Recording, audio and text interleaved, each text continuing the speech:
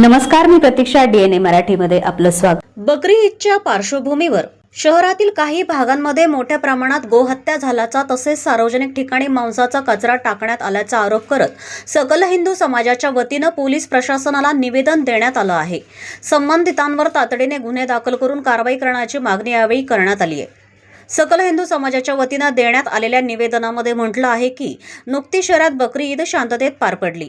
यासाठी प्रशासनाने नगर मनमाड रस्ता बंद ठेवत सहकार्य केलं. मात्र काही भागांमध्ये धार्मिक भावना दुखावल्या अशा घटना घडलेल्या आहेत, असा आरोप संघटनेनं केला आहे.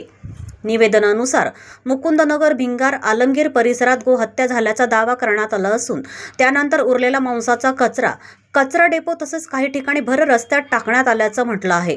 हा कचरा महापालिकेच्या कर्मचाऱ्यांनी उचलल्याचाही उल्लेख निवेदनात करण्यात आला आहे. तसेच राज्य शासनानं शहराचं नाव अधिकृतरित्या अहिल्यानगर असे बदलले असताना काही जणांकडून अद्याप अहमदनगर असा उल्लेख केला जात असल्याबद्दलही नाराजी व्यक्त करण्यात आली आहे. हा प्रकार शहरातील काही नागरिकांचा तसेच हिंदू समाजाचा अपमान असल्याचा आरोप निवेदनात करण्यात आला आहे. काल बकरी ईद निमित्त काही मुस्लिम समाजाच्या लोकांनी गाईला चारा देऊन आम्ही कसे सेक्युलर आहोत हे दाखवण्याचा प्रयत्न केला. सकाळी चारा दिला गेला आणि संध्याकाळी मात्र गायांची कत्तल करण्यात आलेली आहे आणि हा सर्व प्रकार आमच्या निदर्शनास आलेला आहे. त्या संदर्भातले सगळे व्हिडिओ फुटेज, त्या संदर्भातले फोटो, हे सगळं काही आत्ता आम्ही SP साहेबांना निवेदन देऊन हे सगळं जमा केलेले आहेत. म्हणजे हा असा प्रकार चालू आहे की एकीकडे दाखवायचं की आम्ही कसे सेक्युलर आहोत, आम्ही धर्मांध अजिबात नाही आहे असं म्हणायचं किंवा दाखवून द्यायचं, आणि दुसरीकडे मात्र सर्रास गायांची कत्तल करायची. हा म्हणजे लोकांना वेड्यात काढण्याचा प्रकार आहे.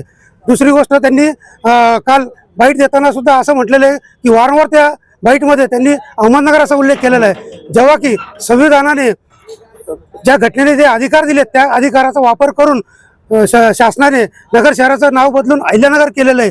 परंतु असं असताना सुद्धा त्या ठिकाणी वारंवार अहमदनगर असा उल्लेख करून त्या बाबतीतही त्यांनी हिंदू धर्मांच्या भावना दुखवण्याचा प्रयत्न केलेला आहे.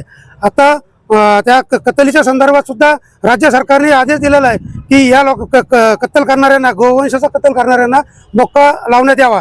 असं असताना सुद्धा हे लोक सर्रासपणे ह्या गोष्टी करत आहेत. त्यामुळे ही बाब आम्ही आता पोलीस प्रशासनाच्या निदर्शनास आणून दिली. जय श्रीराम.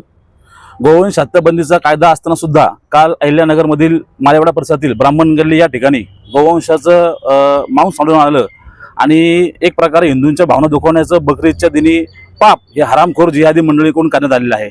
एकीकडे सांगायचं की गाईला राष्ट्रीय मातेचा दर्जा द्या आणि एकीकडे अशा प्रकारचं निंदनीय कृत्य करण्याचं पाप या हरामखोर मंडळीकडून करण्यात आलेलं आहे. या घटनेच्या माध्यमातून त्यांना शहरामध्ये काही दंगल घडवायची होती का असा प्रश्न या ठिकाणी उपस्थित होतो. तर आमची आज या निवेदनाद्वारे अशी मागणी आहे की या घटनेच्या पाठीमागचा मास्टरमाइंड शोधला पाहिजे. हे कृत्य करणारा आणि त्यांना मदत करणारे जे सिंडिकेट आहे ते शोधलं पाहिजे. एकीकडे सांगायचं की गाईला मातेचा दर्जा द्या आणि हे जे निवेदन द्यायला ही जी कसायांच्या जीवावर जगणारी अवलाद होती, कसायांच्या पाकिटावर जगणारी हे जे लोक होती, यांनी निवेदन देऊन सांगितलं की गोमातेला दर्जा द्या आणि नरेंद्र मोदी साहेबांच्या नावाने आगपकड केली. वास्तविक पाहता यांचेच आर्थिक लागेबांधे या कसायांशी आहेत. खरं म्हणजे या आर्थिक जे आहे गणित ते सगळं या कसायांच्या जीवावर अवलंबून आहे.